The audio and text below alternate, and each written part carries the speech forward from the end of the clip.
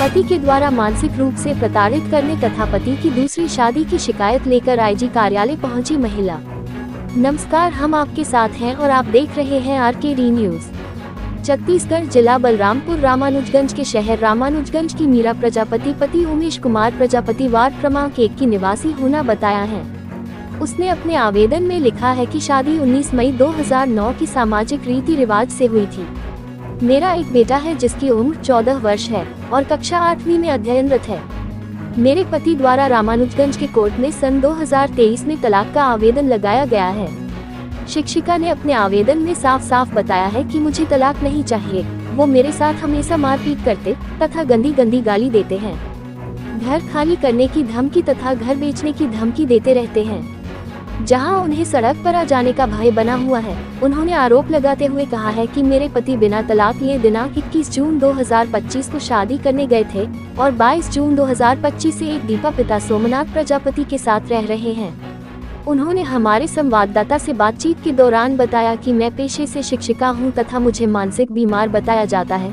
जब शिक्षिका थाना रामानुजगंज गई थी तो वहां भी इनकी गुहार नहीं सुनी गई तथा पुलिस अधीक्षक कार्यालय बलरामपुर ने भी मामला कोर्ट में होने के कारण सुनना जायज ही ना समझा।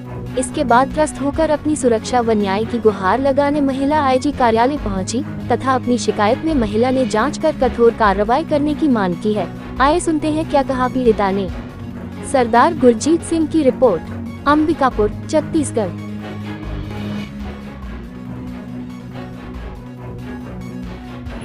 क्या पूरा मामला है? क्या नाम है आपका? मीरा प्रजापति। कहाँ से हैं? रामानुजगंज। क्या पूरा मामला है जो कि आज आप यहाँ आईजी ऑफिस यहाँ पास आए हैं आप? मेरे पति के द्वारा तलाक आवेदन लगाया गया है 2023 में रामानुजगंज के कोर्ट में और अभी तलाक की प्रक्रिया पूरी भी नहीं हुई है। तलाक की प्रक्रिया चल ही रही है।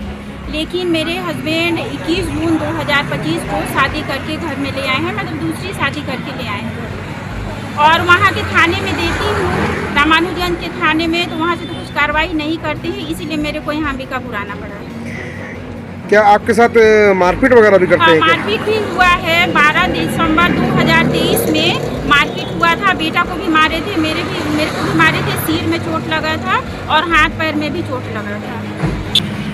शादी को 15 साल हो गए, लेकिन शादी के बाद एक दिन भी मेरे को ससुराल में नहीं लेके गया, मतलब नहीं ले जाया गया। मेरे ससुर के द्वारा ये बोला जाता था कि दहेज लेकर नहीं आई है और बाद में मेरे पति भी दहेज के नाम पे पूरा पैसा को ले लेते थे। जितनी भी मेरी सैलरी आती थी सैलरी को रख लेते थे। 2020 में जब मैं ATM कार्ड और पासबुक अपने पास रखने लगी, बेटा के नाम पर कुछ जमा करेंगे सोच के, तब से फिर तलाक आवेदन चालू हो गया और लड़ाई झगड़ा बीच में करने लगे और मेन मुद्दा बना दिए पैसा को लेकर कि पैसा अपना कहाँ खर्चा करती है, मायके में देती है।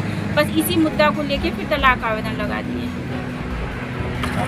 जिस घर में रहते हैं उस घर को खाली करने के लिए हमेशा धमकी देते रहते हैं और बेटा को भी बोलते हैं कि घर खाली करो, तुम और तुम्हारी मम्मी कहीं और चले जाओ, घर मेरा है, मैं कभी भी बेच सकता हूँ, तुम लोगों का घर नहीं है। और मेरे को तो हमेशा धमकी देते रहते हैं कि मार के फेंक दूंगा तुमको, तुम्हारे बेटा को पता भी नहीं चलेगा कि तुम दोनों कहाँ गए, और हमेशा घर खाली करने के लिए, बेचने के लिए धमकी देते रहते हैं। अच्छा, जैसे कि आपने बता रहे थे कि जब घर बनाया जा रहा था तो आपके द्वारा जो सैलरी है, जो आपका जो तनख्वाह है, वो तनख्वाह का भी पैसा क्या उसमें लगता था क्या? मेरी सैलरी भी लगी है, घर बनाने में सैलरी भी लगी है और बीच में कभी 2 लाख कभी 5 लाख का लोन भी मेरे ही खाते से निकालते थे और उसका ब्याज भी मैं ही भरी हूँ, मेरे ही खाते से ब्याज भरा गया है। लेकिन उसके बाद भी बोलते थे कि पूरा पैसा मायके में दी है, जबकि मेरे पति ही पैसा यूज करते थे, घर बनाने में भी पैसा यूज हुआ।